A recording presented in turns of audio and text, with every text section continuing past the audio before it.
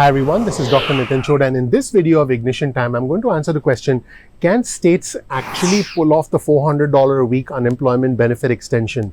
There was a very interesting and a fascinating interview between the Treasury Secretary Steven Mnuchin and hosts at CNBC News earlier this morning. In fact, the US Treasury Secretary was specifically asked, what if states cannot pull this off? If some states have a problem, what's going to happen? And there were some very interesting responses from the Secretary of the Treasury. Specifically, he said, if some states have a problem, the president has the ability to waive the 25% entirely. He also said, and I do believe that this is worth pointing out, that the 25% component, the CRF component, which is the $100 that the state has to chip in, is actually essentially all coming from the federal government, which is indeed correct. So let's take a look at this interview on CNBC. Now, this was a phone-in interview between the US Treasury Secretary and anchors at CNBC.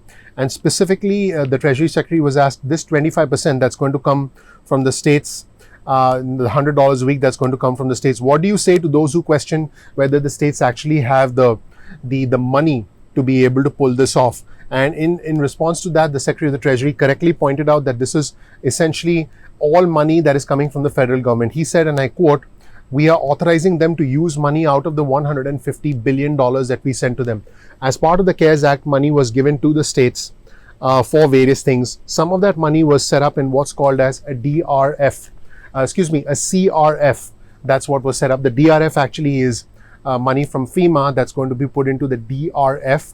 That's then going to be used to pay the $300 component. I've covered that in other videos. But as far as the states are concerned, we're talking CRF. C stands for the name of the illness, and then the rest is relief fund. So the money within the CRF that the Secretary of the Treasury is alluding to is essentially money from the federal government, and the federal government is now authorizing states to be able to use that money to pay the $100 component out of the $400. Now, I have covered this in previous videos. There have been some individuals like Michelle Evermore, who's an expert on unemployment insurance, that said that it could take months to implement this, but that's not what the US Treasury Secretary said. He said that states can do it almost immediately. So I hope that the Secretary of the Treasury is right, and I hope that Michelle Evermore is wrong. Okay, I'm reporting the news. As long as the money gets to individuals that get it, that need it the most, amen. Okay, again, this is about getting the money to those who need it the most, as far as I'm concerned. So I hope the Secretary of the Treasury is right. We're going to have to wait and see if that actually happens, and I hope that he's right, because that would help more people, that would help more individuals, more of my fellow Americans. So here's what the Secretary of the Treasury said. He said, so in essence, all 100% is coming from the federal government. I have from every single state, he says, I've talked to many states and I have a sense of how much money is left over. They have plenty of money, he wrote. He said, and the answer is, we've also said in new legislation, we'll top that up so it won't cost them a dime. He said the states are not going to have to pay out of their own pocket. It won't cost them a dime. This is significant. This is significant. So all the criticism about can states actually pay for this is something that, as far as the Secretary of the Treasury is concerned, they don't have to worry about, because in his words, and I quote, we'll top that up so it won't cost them a dime. So he said, so to the extent they use money out of those facilities now, when we pass legislation, we'll make sure that money gets paid back. This is good. This is the federal government essentially taking responsibility for the entire $400 a week, but doing it in a way that is out of the ordinary. There's nothing wrong with being out of the ordinary, because we don't live in ordinary times, do we? And so the president's executive order, again, it doesn't matter how you interpret it. You can interpret it one way or another. The fact is, the US Treasury Secretary has said that this is not going to cost states a dime. This is very important, everybody. This is encouraging. And I've said this earlier, my viewers, you guys want me to give you good news and not bad news. I would love to give you good news, but I'll never give you false hope, and I'll never give you stories that aren't true. If the news is good, you'll get it from me, and you'll get it first with my analysis on what you should do next. But if the news is bad, I'm going to give it to you straight so that you know how you can prepare. So he said, on top of all that, there are some states that really have problems, and the president has the ability to, I quote, waive the 25% entirely. So what we need to do is we need to get the legislation passed that helps the American people get back to work. Now, when he says legislation passed, I can only assume he means the House and the Senate work together, and then the president signs a bill into law. So we don't have to, talk about the CRF and the DRF and how long this money will last and whether states have enough money to pay for it, how long will it take to implement. He's talking about legislation, and legislation means Congress and the Senate, and the president signs it into law, because right now there is no law about the $400 weekly booster. It's essentially an executive order, which is essentially money rerouted to create a new program called the Lost Wages Assistance Program. Now, I did cover this yesterday. It could take months to implement, but again, if it happens quickly, then that's a good thing. I hope the US Treasury Secretary is right.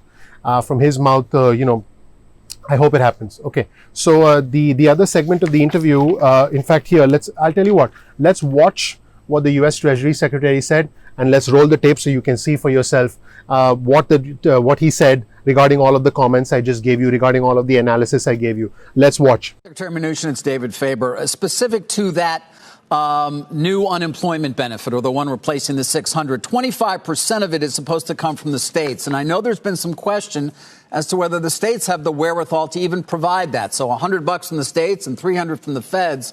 But there's real question as to that 100 coming from the states. What do you say to those who question whether they even have the fiscal wherewithal to pull that off? Well, let me just say that the 25% isn't really coming from the states, because we're authorizing them to use money out of the $150 billion we just sent them. So in essence, all 100% is coming from the federal government. I have from every single state how much money they have left over. They have plenty of money. And the answer is, we've also said in new legislation, we'll top that up. So it won't cost them a dime. So to the extent they use money out of those facilities now, when we pass legislation, we'll make sure they get that money back. And on top of all of that, if there's some states that really have problems, the president has the ability to waive the 25% entirely. So what we need to do is we need to get legislation passed that helps the American public get back to work. Now, in the next segment of the interview, which was interesting because the US Treasury Secretary thought that Texas was the largest state, but it turns out California is the largest state. That's, that anyone can make an honest mistake like that, including myself. So in this segment of the interview, the secretary was asked, what about states who are hurting, who need help the most? Because some states are hurting much more than others. Doesn't matter whether they're red states or blue states. Okay, it doesn't matter whether they're red or blue. For us, it's about the red, white, and blue. Okay, so he was asked specifically the objections that the Republicans have about trying to bail out these mismanaged, ailing pension fund systems. Isn't there a way to make sure that the money is used specifically to help states that are suffering huge budget deficits, that are going to face huge layoffs, which, by the way, will further hurt the economy?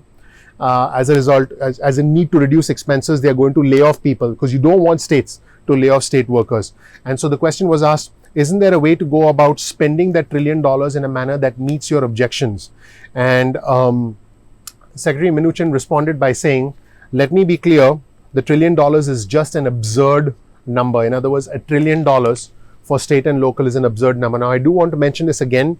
Jake Sherman from Politico did point out that the Democrats wanted $900 billion, and the Republicans, the administration, were willing to give them approximately $150 billion. Initial reports were $200 billion.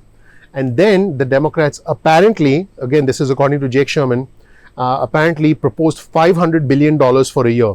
So this $1 trillion number that is being mentioned by Secretary Mnuchin, we'll have to, it seems that the Democrats were willing to go down from that. So I just want to throw that out there. And so the interview asked, why is it an absurd number? And then Mnuchin responded by saying, let me first say that states have money left from last time. I've given them flexibility. There's no need for them to lay off people. And he said, he says he knows state by state how much money is left. And he did talk about certain states like New York. He said New York keeps raising their taxes. He said at that rate, everybody's going to move out of New York. And he said that, let me tell you, he said Florida has no problem. Secretary of the Treasury Steven Mnuchin said that Florida has no problem. And I'm sure there are going to be some comments about that below. So if you have any comments about everything you've seen so far and everything you're about to hear, please comment below. And then the interviewer said, red states like Kentucky have a problem too. I mean, it's not just blue states, and it's not just the blue states that aren't necessarily have higher taxes.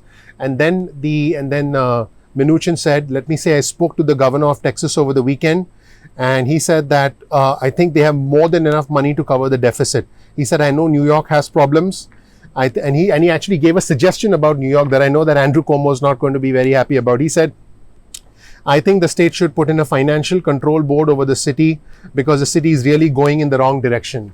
Wow. You can expect some sort of a standoff between Andrew Cuomo and US Secretary Steven Mnuchin. Expect that in the next few hours. And he said, it reminds me of the 1970s. I want to see New York succeed. And so the interviewer talked about California, and he said California has a $50 billion budget deficit. And then Secretary of the Treasury Steven Mnuchin said, I believe that's a multi-year number. I don't believe that is a number. In other words, that's a number over several years. So this was a very interesting part of the interview. I'll let you watch it for yourself. Let's roll the tape and watch this segment of the interview. Remember, it's a phone-in interview where Secretary of the Treasury Steven Mnuchin phoned in to CNBC. And let's hear the words of this official. All right. Well, specifically back to your resistance to the $1 trillion that the Congress or the House has passed in terms of aid for the states.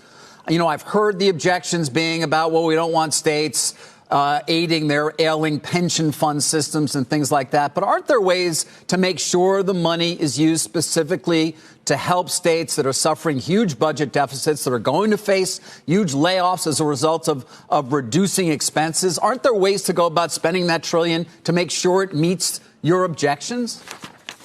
Well, let me just be clear. The $1 trillion is just an absurd number. Why is it an absurd number, though? Why is it an absurd number, Mr. Secretary? Well, again, I have data from the states. Let me first say that the states have money left from last time. I've already given them flexibility. They can use that money for firefighters, policemen, first responders, healthcare workers. So there's no reason they need to lay off those people. I have state by state how much money is left. So there's plenty of money now, and we've put more money on the table. So, you know, certain states had financial issues coming into this because of bad policies. I mean, New York keeps on raising their taxes. Everybody is going to move out of New York. I saw your segment earlier about how, you know, with people working from home and remote locations, it's going to be easier for businesses to move their headquarters out of some of these states. But let me tell you, Florida has no problem. And by the way, I just spoke red to the states Texas... like Kentucky have a problem, too. I mean, it's not just blue states. And I know as a native New Yorker, it pains you to think about the fiscal straits of your city. But, you know, it's not just the blue states or those that are necessarily have higher taxes, Secretary. Well, let me just say, I spoke to the governor of Texas over the weekend, just as an example. You know, that's obviously the largest state. And based upon our proposal, I think they have more than enough money to cover the deficit. So, look, I understand New York has problems, and, you know, I wish they didn't have financial problems. I think that perhaps the state should put in financial control board over the city because the city is really going in the wrong direction. And it reminds me of the 70s. I want to see New York City succeed. I know. When you and I grew up there, it's true. California, by the way, is the largest state, though, and they have a over $50 billion budget deficit, I believe. I don't believe that's the number for California. Okay. That may be a multi-year number, but I don't think that's correct. All right, Mr. Secretary, I wanted to talk about something that I know... Yes, you are correct. My mistake. Texas is the second, so I apologize for that. Thanks for fact-checking. So that's it, everybody. That's where things stand right now with the states. Do the states have enough capability, both financial capability and software capability, and are they going to be able to pull off the $400 a week? We'll have to wait and watch. There have been some who have said that it could take months to implement, and the Secretary of the Treasury mentioned in an interview with Chris Wallace yesterday on Sunday, which I also covered elsewhere on my channel, that he said the states can get this up and running immediately. Let's hope, for the sake of our country, for the sake of our people, that he's right. And let's hope that money gets to people who need it the most. Where things stand right now is that states are going to have to implement this lost wages assistance program, which was created by way of an executive order signed by the president. Let's hope that states can implement it and get it out to people. Let's also hope that there's a consensus between the House and the administration, which the Senate Majority Leader has said he's going to support whatever they come up with. Let's hope there's a consensus sometime this week so that a piece of legislation is signed.